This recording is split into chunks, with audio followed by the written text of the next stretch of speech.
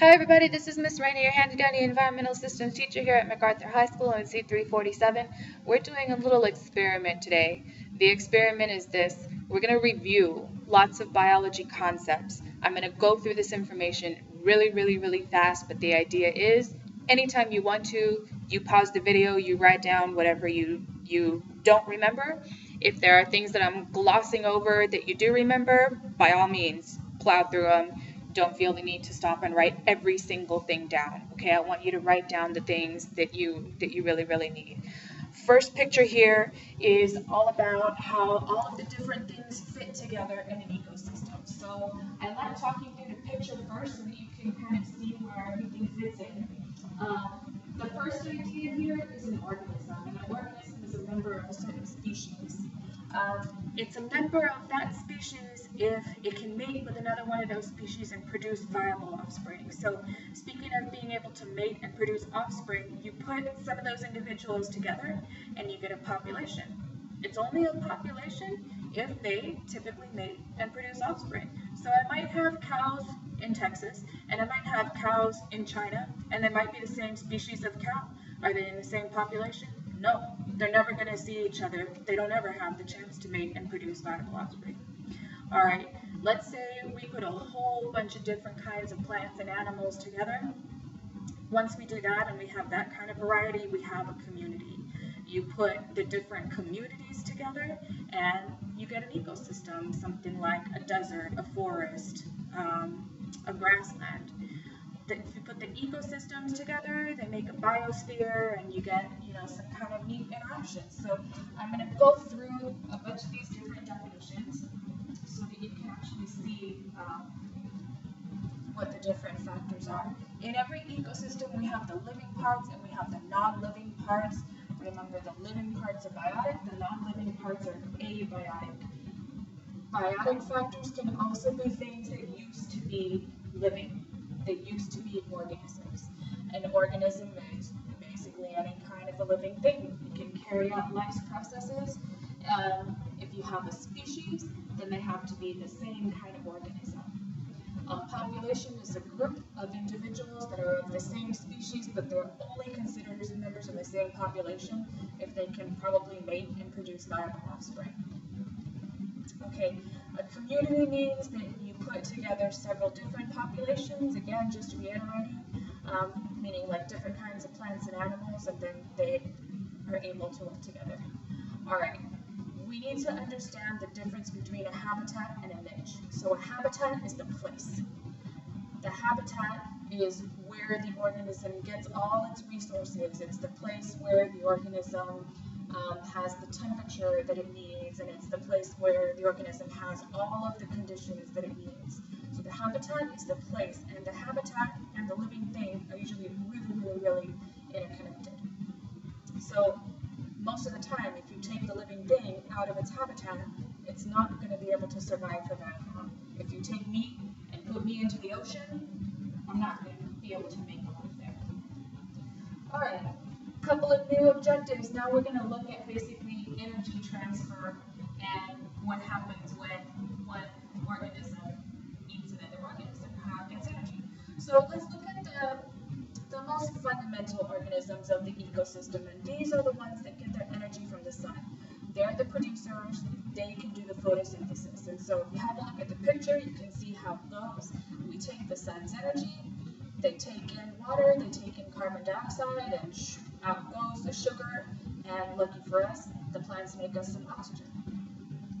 So everybody that does that process of photosynthesis is called a producer. This can be a plant, it can be some algae. The producers are the ones that make their food. The consumers are the ones that eat their food. Anything that eats is a consumer. Anything that doesn't have to eat is a producer, like a plant or algae. So let's look at a couple of different kinds of producers. And if you like, you can pause the video here, make sure you understand all the different kinds. But the producers are the ones that make their food. The consumers can be consuming other producers. They can be consuming plants. Those are herbivores. They can be consuming plants and animals. Omnivores. They can be consuming only other consumers. Carnivores. Maybe they're only consuming dead organisms, or chiefly consuming dead organisms, then they would be called decomposers. Every time a consumer eats, it's doing the photosynthesis process backwards. So you've got the sugar in your tummy, and you breathe in the oxygen every time you breathe in, and then every time you breathe out carbon dioxide. You can feel the water vapor on your hand if you hold it in front of your mouth, but lucky for you, you get energy. You can heat up your body, you can move around, do all the things that animals need to do. Alright, a food chain is all about transferring that energy from one organism to the other. And if you have a look at this food chain, we can see that the arrows show the direction of energy transfer. The arrows do not show who eats who. So think only in terms of energy transfer. If we put a bunch of food chains together, then we get a food web.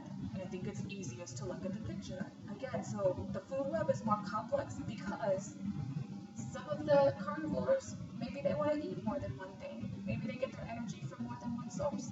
Some of the producers might be providing a vital energy source for more than one kind of consumer. So the food web shows these interactions with a lot more detail. Also, every time we go up the food chain, or every time we go up the food web, we call that a trophic level. So every time we talk about energy being transferred from consumer to producer to producer to producer, each one of those steps is a trophic level. Every time we go up one of the trophic levels, what happens is we lose energy. So we can show most easily what happens in an energy pyramid.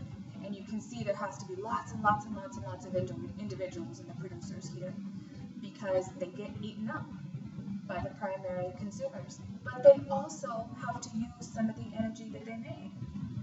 Alright, so they use some of the energy in growing or in moving or in doing any of those things that they need to do. Well, so do the small things that ate them. They use up their energy, and if you eat maybe one of those primary consumers, maybe one of those bugs, you don't get all of the energy that they got out of the grass. You only get, if you remember, about 10% of it. That means 90% of it is gone. But it didn't disappear. What did it turn into? Well, the bug used that energy to move around, maybe to grow, maybe to heat itself up. The birds definitely do. But what this also means is you have to have lots and lots of individuals every time you move up a trophic level. The end result is you have very, very, very few big predators because they need so many producers to support their entire food pyramid.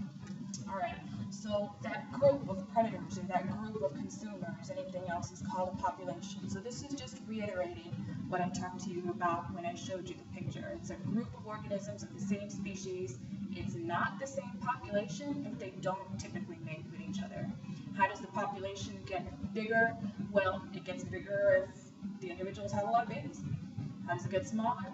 It gets smaller if a lot of individuals are dying. It seems stupid, right, and easy, but there are lots of things involved in why would a population be able to have lots of babies, or why would the population be dying quickly. Exponential growth is what it's called when the population is growing as fast as possible. Mom and dad bird don't just have two baby birds to replace them. Maybe they have 6, and then maybe each of those babies has 6 more, and then maybe each of those babies has 6 more. And so you end up multiplying your population at every generation. So why in the world would they be able to multiply so fast? Well, they have enough resources. They have unlimited population growth, but you and me know that's not the natural state. It's much more normal for there to be a certain size, a certain number of individuals that are okay in a certain environment. Meaning, let's say MacArthur, for example, if I try to put 10,000 students here, we don't have enough resources. Our carrying capacity is, I don't know, maybe 2,000, I think. So carrying capacity for a population is the number of individuals that that environment can support. So usually what happens is a population gets introduced, and they go crazy having babies because life looks great. They have lots and lots and lots of resources until, ooh, they don't realize, but they start feeling the repercussions. They've had too many babies. They don't have enough resources there. So life starts to get harder. Boom, their population crashes. A bunch of them start dying until, hey, there's enough resources again because there's not so many of us. And so we go through this cycle over and over and over again until the population kind of starts to even out. So this helps to show us the population doesn't just stay at the level where they have enough resources. Things are constantly changing, and conditions are constantly moving around. Alright, last thing we're going to look at is kind of the organization of life. So again, we want to understand the difference between a niche and a habitat, and try to understand the different interactions between organisms. So a niche is not the place that was a habitat. A niche is more like a living thing's job. All of the different things that it does in its ecosystem, in its community, all of the different functions that it serves. So keep in mind, it's not the place, that's the habitat. Alright, next thing we're going to look at is different species interactions. If you'd like to, you can pause the video here, and we'll try and explain to you, review with you, just like we did in the activity here in class, Good Buddies, what the different interactions are. Alright, so I want to give you a little bit of detail about predation. And the whole time we're thinking about these interactions, we're thinking about who is harmed, if anybody, who benefits, if anybody, and who is actually killed. So in predation, one of the individuals is benefited, right? But the other one is completely killed, the prey. And what we end up finding out is that the predator and the prey really depend on each other. So if there's a whole lot of prey, then there's going to be a lot of food for the predators, right? But if there's too many predators, well, then they're going to eat up all the prey. And you can see, just like before, we don't have a steady balance of predator and prey. We have a constantly changing population, but they are very closely related to each other. Alright, parasitism is what happens when one organism benefits, the other one is harmed, not killed. That's the difference. So the parasite gets nourishment from the host, but it does not kill the host. It probably makes it sick, but it definitely does not kill it. Mutualism is when both of the organisms benefit. And commensalism is when one benefits, but the other one is just kind of, doesn't really care. So there's this shark that's kind of like, there's this fish that's kind of like a sidekick for a shark. It's called a remora. And it hangs around the shark, and when the shark eats, the remora gets its leftovers. The shark doesn't miss out on anything, but it doesn't get benefited either. It's commensalism because the remora benefits. The shark doesn't care one way or the other. So all of these are different kinds of symbiosis. So symbiosis is kind of the big category that mutualism and commensalism and parasitism and predation fit into. Alright, that was a marathon session. Sorry it was so long. The other ones will not be so long or so fast, but this was mainly a review. You're welcome to re-watch this, take as many or as few notes as you want, but keep in mind, all of the notes that you do write down are fair game to be used during your quiz. So good luck, everybody. Thanks a lot for hanging in there.